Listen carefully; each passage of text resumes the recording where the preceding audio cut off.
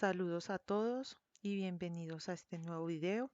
En esta ocasión se va a tratar la segunda parte del tema que estamos trabajando en construcción 6, que es el diseño y construcción de estructuras en concreto.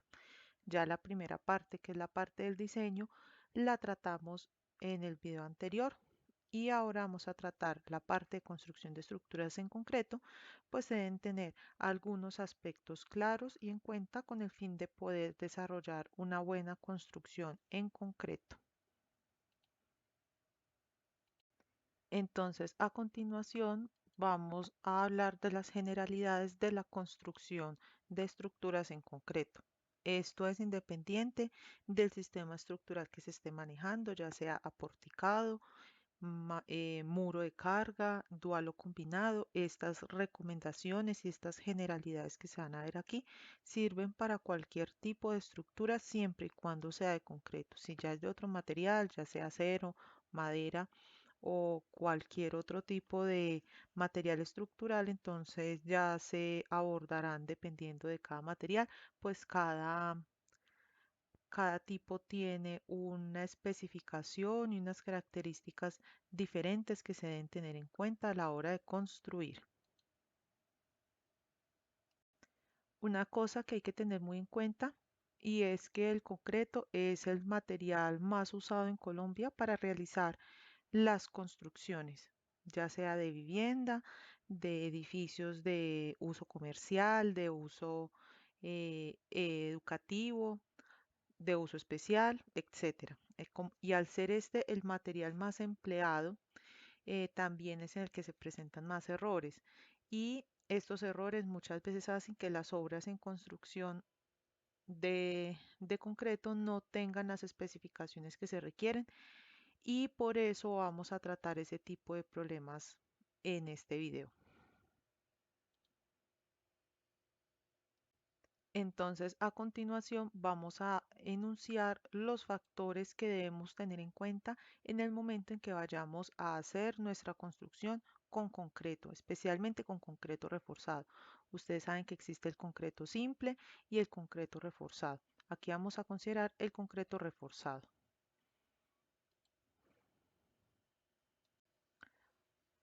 Entonces, cuando se construye empleando materiales como el concreto, que el concreto es una mezcla de varios ingredientes, que es el material cementante, los áridos, el agua, unos aditivos y unas adiciones, entonces se deben tener en cuenta algunos factores como los que vamos a tratar a continuación. Entonces, al igual que en las estructuras de acero, se deben tener en cuenta las actividades previas a la construcción, el almacenamiento de materiales, la ejecución de la obra y terminación de la obra. En algunos puntos, estos aspectos son diferentes en acero y en concreto. Y entonces acá vamos a tocar los aspectos en los que este tipo de construcciones difiere de las construcciones en acero.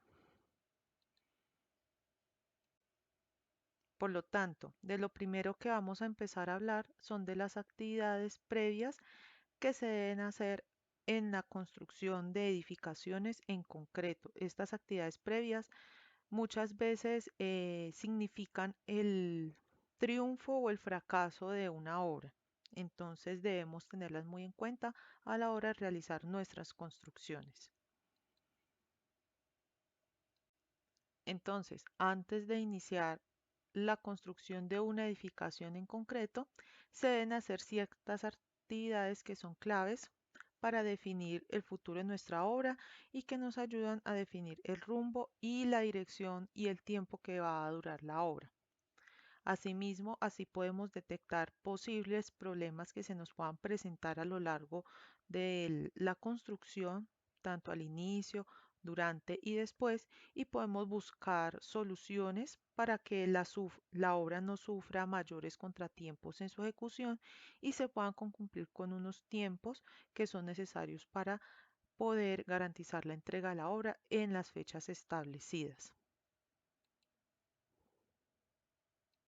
Entonces, las actividades previas que se deben hacer para poder empezar nuestra obra son las disposiciones iniciales de obra, tenemos que realizar las estrategias de ejecución de cómo vamos a construir los elementos estructurales, las instalaciones distintas eh, a la estructura. También tenemos que ejecutar un cronograma de actividades, el cual nos va a indicar cómo vamos a desarrollar nuestras actividades a lo largo del tiempo de la ejecución de la obra. También tenemos que definir los recursos para la ejecución de la obra, los recursos materiales y los recursos humanos. Y también tenemos que definir los recursos con los que contamos para poder financiar nuestra obra y los informáticos.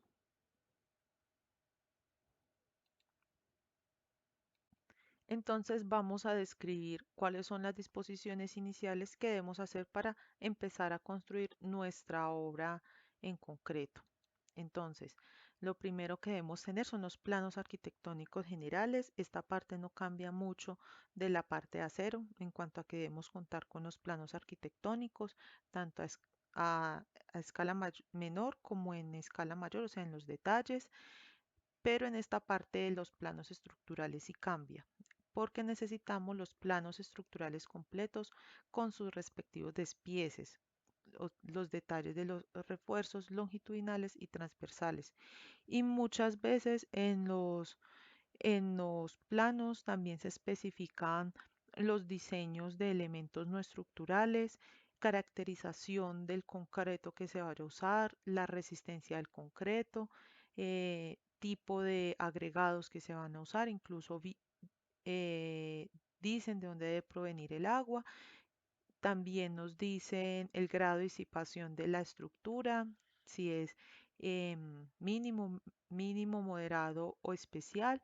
Y también muy importante, y esto es por lo que muchas veces cierran las obras, y es que muchas no cuentan con las licencias de construcción y de urbanismo, ya sean legalizadas o actualizadas, porque algunas alcanzan al vencimiento de estos documentos. Entonces debemos tener en cuenta estos papeles para poder iniciar nuestra obra. Ahora, lo siguiente que tenemos que definir son las estrategias eh, que vamos a usar para ejecutar nuestra obra.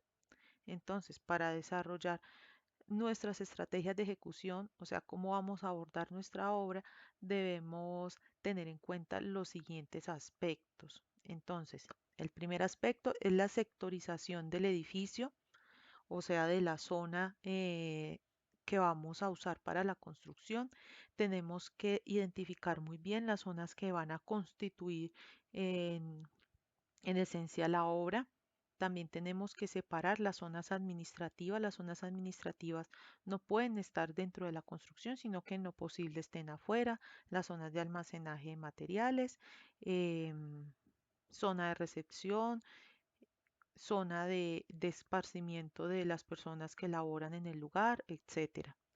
También tenemos que definir los frentes de trabajo que van a laborar en la construcción de nuestra edificación. Recordemos que en una obra no solamente trabaja la parte estructural, también trabajan otros frentes como el frente de las instalaciones eléctricas, de las instalaciones de acueducto y alcantarillado, telecomunicaciones, entre otras ramas, y toca definir bien cómo van a trabajar esos frentes con el fin de que no vaya a haber una interferencia en las obras y pueda haber un retraso de las mismas. Ahora, el siguiente aspecto que debemos tener en cuenta es el almacenamiento de los materiales de construcción y flujos de material. Esto es muy importante en el concreto, porque como el concreto es una mezcla de materiales, la parte que hace que el concreto funcione de manera óptima es el almacenamiento de los materiales y cómo se maneja este material en la obra. Entonces, tenemos que definir los usos correctos de los diferentes materiales de concreto en la obra. Tenemos que definir cómo los vamos a almacenar de manera correcta, de tal manera que no se vaya a ver afectada la integridad del material y por lo tanto la integridad del concreto. Entonces, el primer aspecto que vamos a tratar dentro del almacenamiento de los materiales es el almacenamiento del cemento, que en nuestro caso en Colombia es el material que regula el concreto en la parte del material cementante, o sea, del elemento que une los agregados. Entonces, a la derecha podemos ver el almacenamiento correcto de este tipo de material, en el que, como podemos ver, tiene que tener un lugar techado, protegido de los elementos medioambientales como la lluvia y el excesivo sol. También tenemos que separar los los bultos de cemento de la humedad del suelo.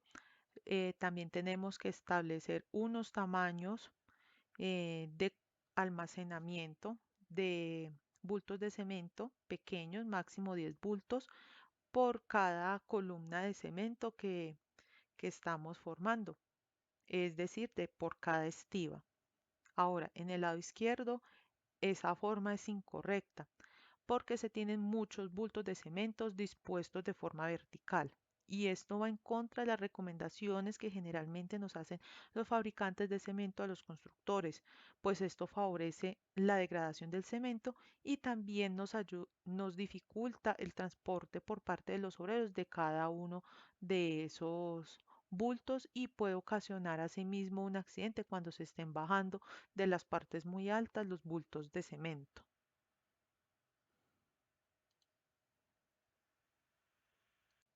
Ahora, recordemos que el concreto reforzado se forma con el, el acero estructural. Entonces, en este caso también debemos tener en cuenta cómo vamos a disponer del acero en la obra.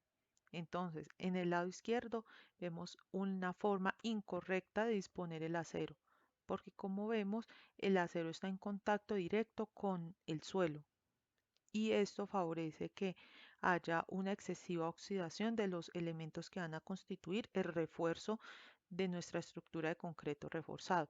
Y además no tiene ninguna protección contra los elementos medioambientales como la lluvia y el excesivo sol.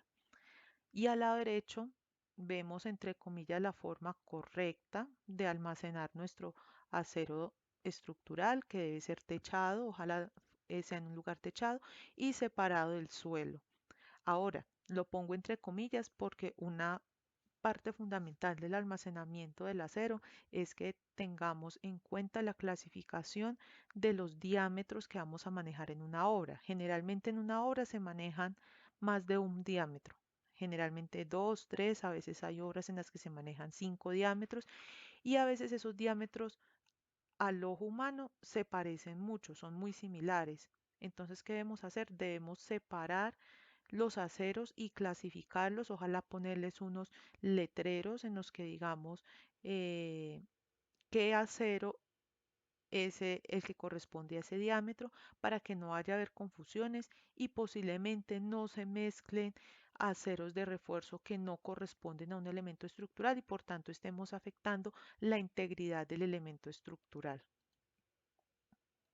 Ahora, otro aspecto muy importante en el momento de definir el almacenamiento de nuestros materiales para el concreto reforzado es el almacenamiento de los áridos, o sea, del agregado grueso y el agregado fino.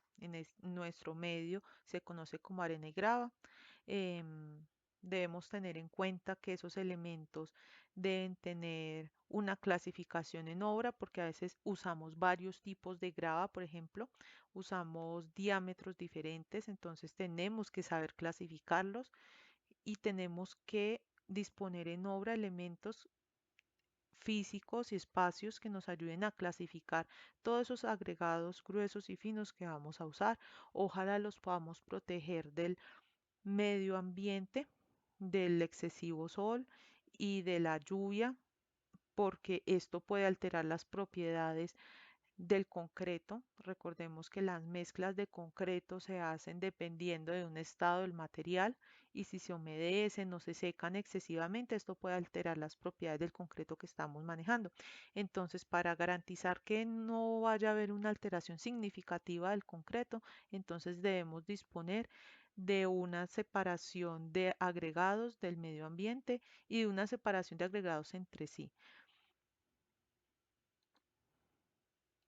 Ahora, unas estrategias adicionales que debemos tener en cuenta a la hora de iniciar nuestra construcción es que debemos hacer el diseño de un lugar de operaciones y de las instalaciones provisionales que vamos a tener en cuenta, el almacenamiento de los materiales. Entonces, creamos un lugar en donde se vaya a hacer el almacenamiento. Estos son lugares provisionales, pues porque no van a quedar en la entrega de la obra final. También de la zona administrativa, de otras zonas, como la zona de mezcla de concreto, en el caso en el que se vaya a hacer in situ, zona donde se van a guardar los cilindros, etcétera. También debemos tener en cuenta la elaboración del programa de seguridad industrial y salud ocupacional. Para este fin, debemos tener el asesoramiento de una persona profesional en esta área y debemos tener en cuenta que esta es una de las cosas en las que más falla una construcción. Entonces, cuando vayamos a hacer una construcción, no debemos escatimar en contratar una persona que sepa de esto y que sobre todo haga el control del cumplimiento de las medidas que se deben adoptar en la obra en cuanto a salud ocupacional. Ahora, como nosotros debemos hacer un despojo de nuestros materiales, especialmente el concreto, que el concreto genera muchos desperdicios, es una obra que genera muchos desperdicios, entonces debemos hacer un plan de manejo ambiental y debemos garantizar el cumplimiento de ese plan de manejo, en donde vamos a disponer los escombros, las basuras que se generen, cómo se van a botar, cómo vamos a manejar los diferentes materiales en la obra para que no haya contaminación, sobre todo con partículas excesivas de cemento. También debemos establecer el tipo de controles que vamos a tener en la obra, ya sea de llegada a la obra, cómo vamos a establecer en qué condiciones van a llegar los trabajadores de la obra, no solo los trabajadores en la parte constructiva, sino también en la parte administrativa. Y también debemos establecer qué controles vamos a establecer para poder hacer el cumplimiento de algunas normas que se van a establecer a lo largo de la obra y también de cómo vamos a aplicarlos y en qué momentos se deben aplicar, porque no todos los momentos son ideales para aplicar una norma, sino que se deben establecer en qué condiciones se aplican y en qué condiciones se dejan de aplicar. Otra cosa que debemos tener en cuenta y que es muy importante en la obra en construcción en concreto son los cronogramas de actividades, porque muchas veces al nosotros manejar concreto que no se hacen en el sitio, muchas veces se ve retrasada la obra. Entonces debemos tener claridad en qué momento van a llegar los carros con el material y todo eso y cómo se maneja tanto tipo de material. Entonces también debemos establecer en qué momento van a llegar a la obra para poder establecer así el cronograma de actividades, nuestra ruta crítica. Entonces, los factores que debemos tener en cuenta al construir nuestro cronograma de actividades son el rendimiento de equipos de trabajo, el rendimiento de los materiales y las herramientas, una ruta crítica de ejecución. Recuerden que yo les he hecho mucho hincapié en esta ruta crítica porque esta es la que nos define el rumbo de la obra y la dirección que debe tomar, el establecimiento de controles e informes y las precedencias y secuencias de las diferentes acciones que se hacen a lo largo de la obra, para que no se vayan a cruzar o no vayamos a dejar mucho tiempo la obra esperando a que se ejecute una acción cuando es innecesario que se tenga todo ese tiempo y se puede ejecutar en un tiempo menor. Entonces, para continuar con este recuento de los elementos que debemos tener en cuenta al iniciar nuestra obra, que es como lo más importante en el transcurso de una obra, es el programa detallado con el que nos van a llegar los suministros a la obra, tanto la arena como el cemento, la grava, el acero, los diferentes materiales, tenemos que tener muy presente cómo nos van a llegar a la obra. Y otra cosa que muchas veces falla en las obras es en la forma de pago, porque muchas veces depende de la forma de pago que se tenga con el distribuidor o con el que nos suministra las cosas, la llegada de los materiales. Entonces eso también lo debemos tener en cuenta para que no se vayan a provocar retrasos debido a la llegada tardía de los materiales que se trabajan en la obra. Ahora, en la parte de recursos de maquinaria y equipo, generalmente en los elementos que debemos tener en cuenta en las obras de concreto no son tan especializados como las obras en acero, porque nosotros sabemos que las obras en acero requieren soldadores y personas que sepan manejar, que sean especializadas en manejar este tipo de material. En cambio, en la construcción en concreto, si bien requiere personas que alguna vez hayan manejado concreto, no quiere decir que sea una mano de obra especializada al nivel de la estructura en acero. Entonces, teniendo en cuenta eso, debemos hacer las asignaciones de los equipos, las fechas y entradas de salida de equipos, porque los equipos en concreto son diferentes a los de acero. Y en una obra en concreto, cuando se decide hacer el concreto in situ, son muchísimos comparados con los equipos que se manejan en una obra en acero. También debemos definir cuáles son los equipos propios, los equipos arrendados. Generalmente las constructoras pequeñas trabajan con equipos arrendados y ya a medida que va tomando forma y creciendo la constructora, van adquiriendo los equipos propios. Entonces toca tener en cuenta cuáles son esos elementos y también debemos construir un programa de mantenimiento preventivo. Esto es muy importante porque esto nos ayuda a establecer tiempos en los que la maquinaria va a estar fuera de uso y también nos ayuda a ahorrarnos costos. Recuerden que cuando nosotros trabajamos con mantenimiento preventivo, reparaciones preventivas, esto nos ayuda a disminuir los costos que podríamos tener en algún momento por la reposición de algún equipo que en realidad se podía haber evitado este costo si nosotros le hacíamos un mantenimiento a algunos equipos que se manejan en estas obras.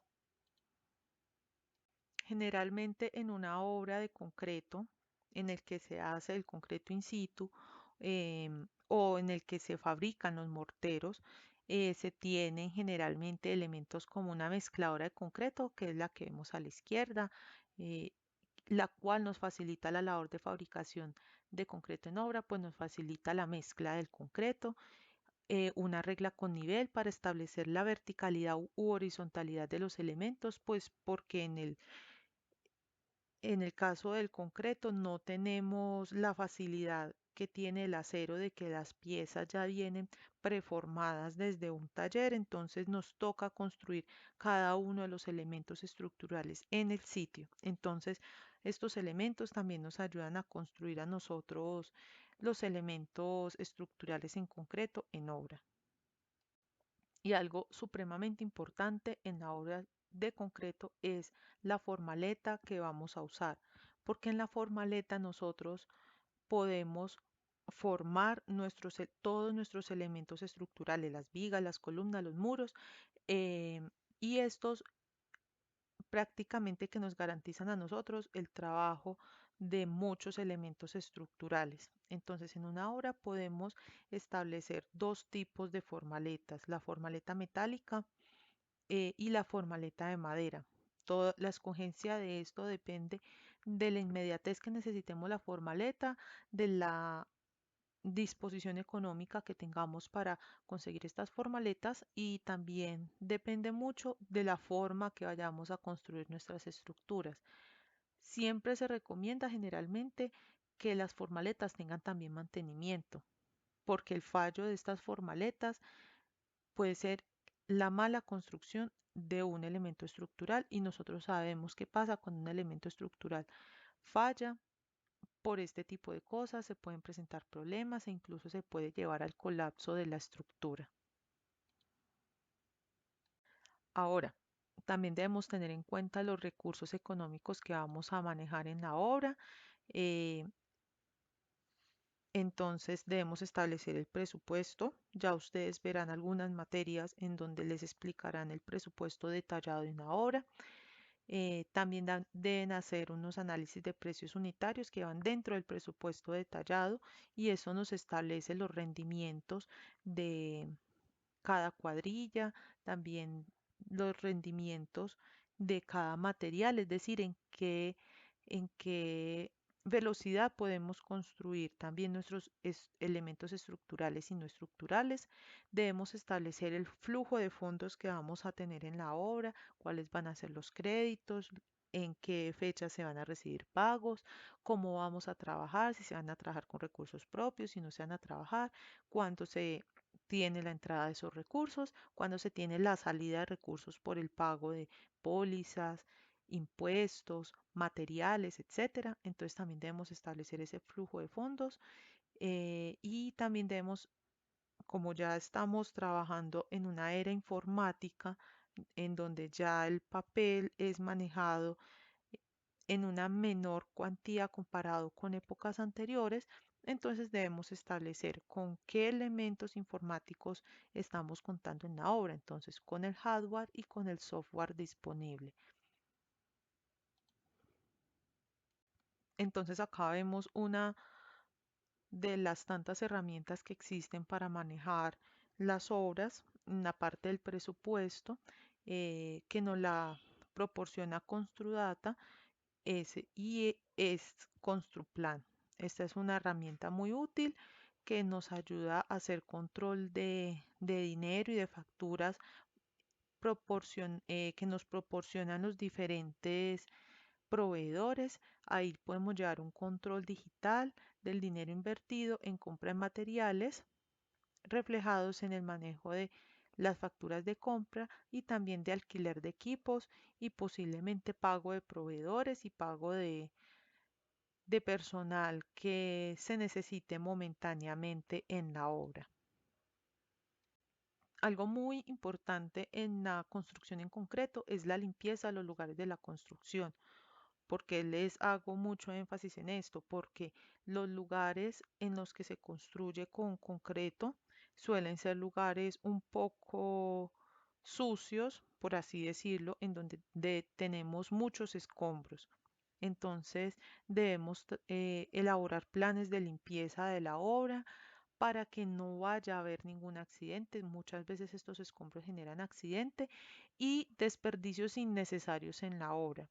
Y todo esto enmarcado dentro del plan de manejo ambiental que tenemos de los escombros y de los desechos que se generen en la obra. Y por último, y yo creo que es lo que nos define cómo va a ser nuestra obra, es la entrega de la edificación. Nosotros generalmente trabajamos con fechas tentativas y esas fechas tentativas son los que nos definen todo en la obra. Todo, absolutamente todo, como el flujo de material, el cronograma de actividades, el presupuesto, todo nos lo define la fecha de entrega de la edificación. Entonces debemos tener muy en cuenta este elemento porque esto nos define no solo el pago de pólizas de cumplimiento no, sino que el incumplimiento de estas fechas de entrega puede ocasionar el retraso de comienzo de actividades que se vayan a ejecutar dentro de la edificación, que pueden ser vitales para el desarrollo de la comunidad y también puede acarrear investigaciones sobre costos en la obra y posiblemente pago de pólizas de incumplimiento. Ahora vamos a ver cómo la NSR 10 nos regula la construcción no solo del concreto, también del acero y de otros materiales. Entonces, en la NSR 10 la construcción está regulada en dos partes. La primera parte es la sección A138 en la que nos hablan de construcción. Y entonces en esta nos definen qué personas pueden trabajar en este tipo de construcciones. Entonces, la dirección de una construcción, que es el caso de ustedes y de nosotros también los ingenieros, debe ser realizada por un ingeniero civil o un arquitecto o un ingeniero mecánico para el caso de estructuras metálicas o prefabricadas. Ojo, el ingeniero mecánico solamente está en las estructuras metálicas o prefabricadas, no puede estar en una estructura de concreto. y esto debe tener una experiencia de acuerdo a la Ley 400 de 1997 o, como habíamos hablado en clase, de los constructores en arquitectura o en ingeniería. Ahora, la norma nos exige que la construcción debe garantizar que se estén cumpliendo los requisitos del diseñador estructural. Eso es mandatorio y nosotros como profesionales, tanto los ingenieros civiles como los arquitectos, debemos velar por el cumplimiento de esos diseños, tanto arquitectónicos como estructurales. Y por último está la otra parte en donde se nos regula la construcción y es algo muy importante que debemos tener en cuenta y es la supervisión técnica. Muchas obras fallan porque no se tiene supervisión técnica.